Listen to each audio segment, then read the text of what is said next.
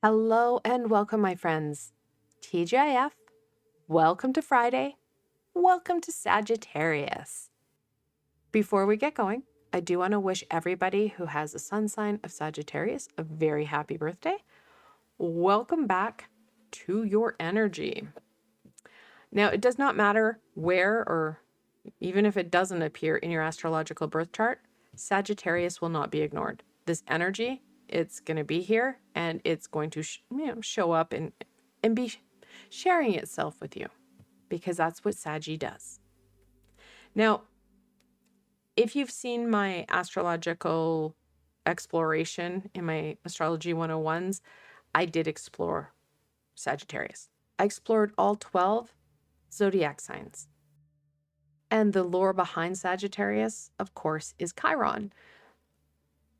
I don't really have a deck on centaurs.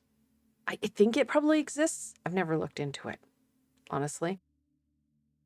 Yeah, that sometimes there's certain decks that really hit with certain reads.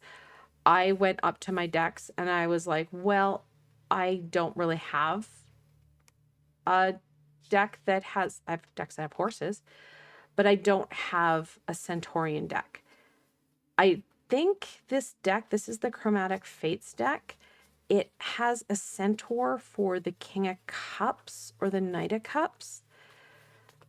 That's the closest I have. So we're going to use the Chromatic Fates. We may or may not see, because I don't know if I'll be able to find the centaur because I'm looking for it. There it is. Look. See? It's Chiron. And it is the King of Cups. Whether or not we get that card, it doesn't matter. That's why I chose this deck. A, it's beautiful, and B, there is a centaur. I do, however, have a Greek mythology deck, and Chiron is from Greek mythology, so we are going to be using the Mythical Oracle because of that. All right, let's do this. Let's see what Sagittarius wants to share.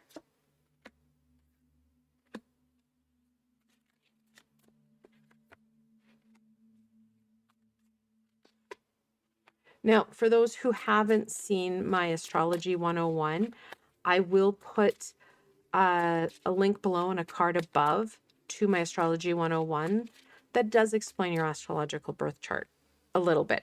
It's an introduction to it. And then it goes through the different zodiacs, and I'm going through the different planets. Yeah, there's a lot there. Ooh, but we do have satyrs. This is the 5 of Wands? 4 of Wands. I can't see the 2-point font. This is the Ace of Cups. Some of them I can figure out. The King of Swords. The Knight of Cups.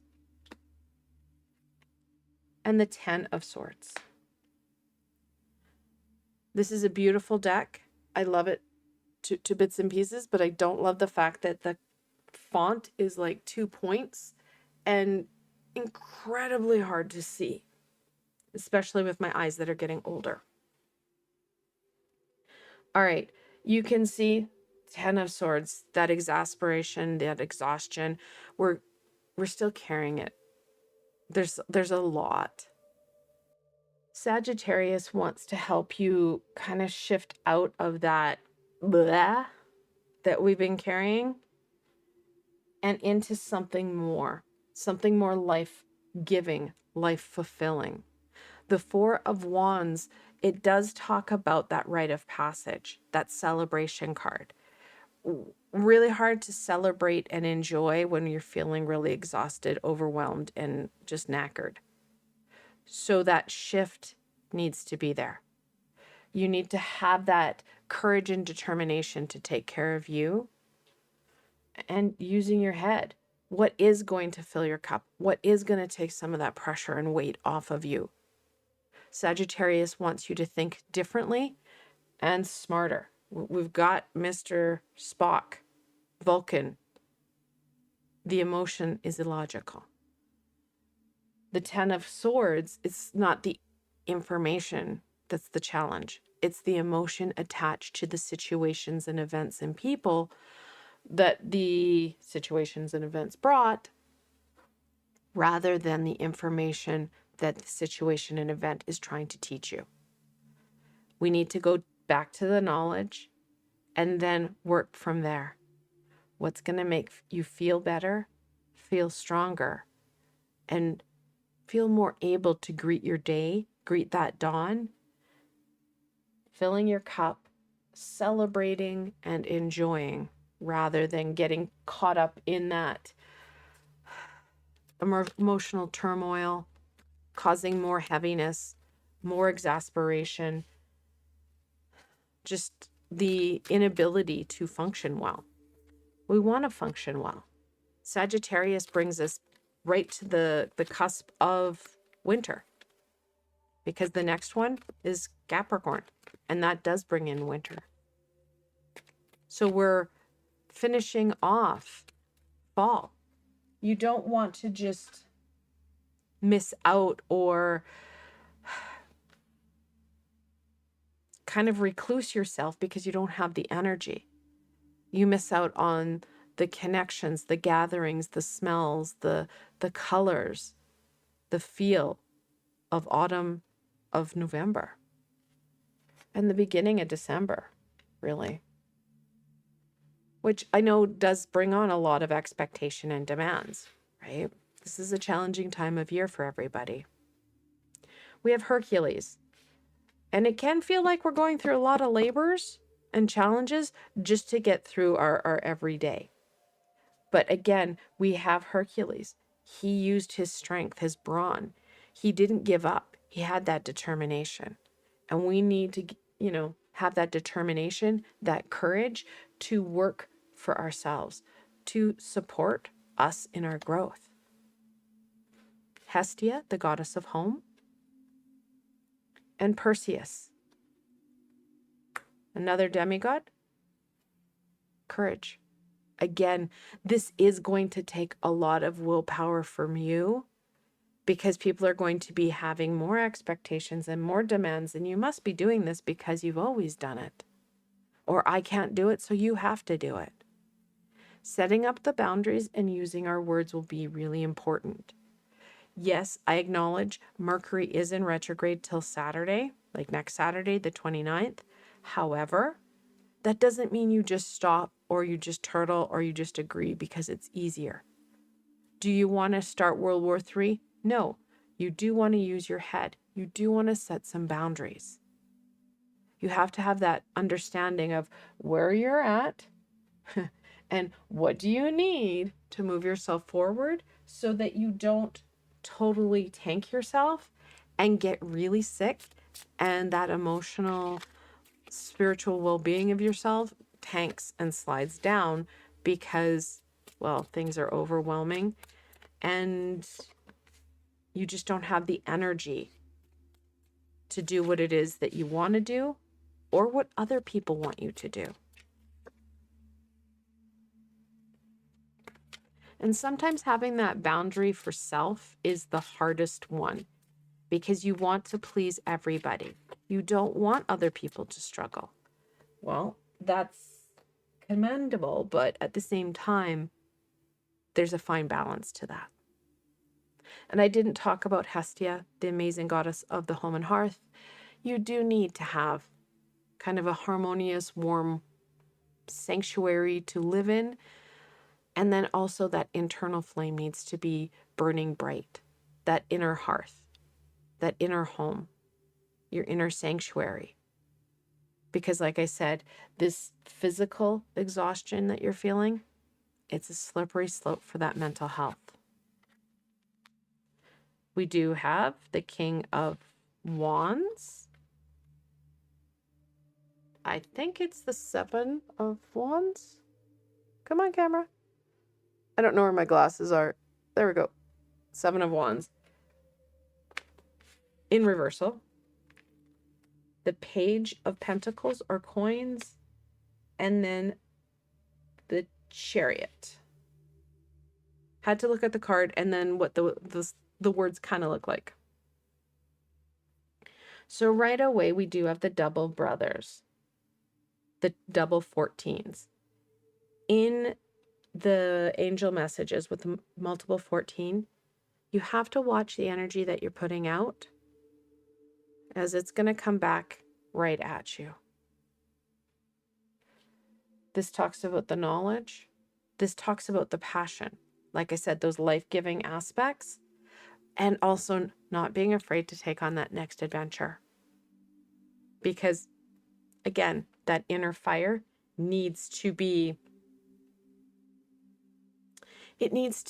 burning bright.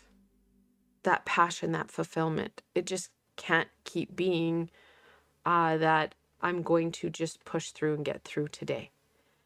Very much picking up on some notes and tones that was brought up earlier in the month with Mercury in retrograde. But still, we want to keep moving forward. We want to get our feet firmly below us so that we can start to move forward. Now, which does bring me into the double sevens that we have. In multiple sevens, unlike in tarot that can be very conflictual, it's actually a really lucky number. The angels are encouraging you to stay true to your path. Stay true to you. Keep going. Something positive is coming your way. Now, the Chariot does talk about that movement forward and how we can do it in our own way.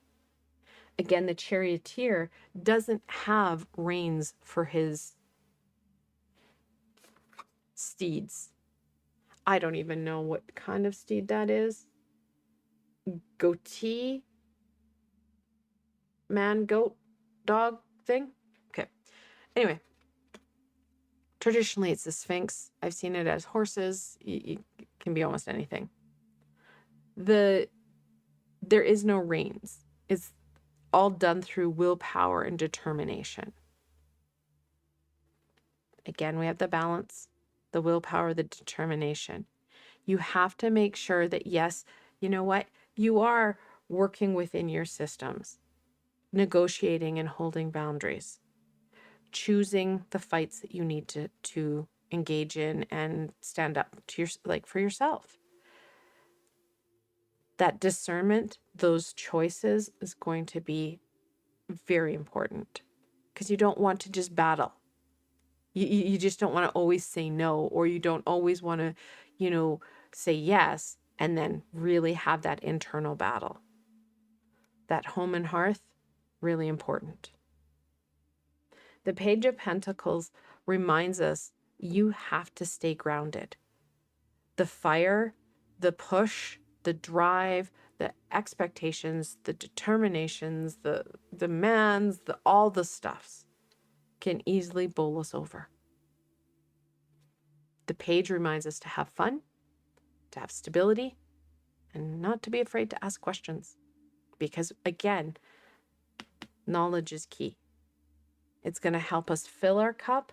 We're going to feel fulfilled, and we're going to feel a lot stronger as we head into the winter, which is the hardest season for humanity because it's cold and dark. I want to thank you guys so very much for joining me in this exploration of Sagittarius. It's an amazing month to continue to get up onto your feet, feel strong, and enjoy the transition from November into December. If you did like this session, please give it a thumbs up and let me know where Sagittarius lands in your birth chart. And if you haven't done so, don't forget to subscribe and hit those bells so that you know when I've posted things, as I have a lot more coming forward and you don't want to miss any of it. Additionally, if you're looking for an added layer of support, I have an amazing Patreon community. There you're going to get added and extra videos, early videos, and exclusive content. I've provided a link below so you can come check us out. Again, I want to thank you for joining me and exploring Sagittarius. Enjoy this next month, and don't forget to have some fun and enjoy the season. Until tomorrow, my friends.